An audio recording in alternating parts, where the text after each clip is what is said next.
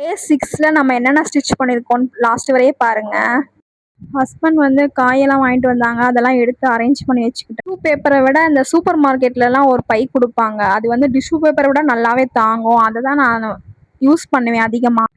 Induction ஸ்டவ்வில் தான் நான் எப்போவுமே சாப்பாடு வைப்பேன். அதில் ஒரு பக்கம் சாப்பாடு வச்சுட்டு ஒரு பக்கம் பருப்பு வேக வச்சுட்டு, அப்புறம் புடலங்காய்க்கு வந்து தனியாக பருப்பெல்லாம் போடாமல் இதுலேருந்து எடுத்த பருப்பவே அதில் போட்டு தாங்க தாளித்தேன்.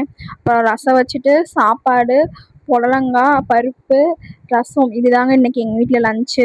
சாப்பிடும்போது மணி 2:30. ஹஸ்பண்ட் வந்து காக்காவுக்கு சாப்பாடு ரெடி பண்ணிட்டு இருந்தார். நான் குழந்தைக்கு சாப்பாடு போட்டு ஊட்டிக்கிட்டு அப்புறம் அவனையும் தூங்க வச்சுட்டு மணி 5:30 ஆயிடுச்சு. அப்புறம் சுடிதார் தான் கட் பண்ணி ஸ்டிச் பண்ண ஆரம்பிச்சிட்டேன்.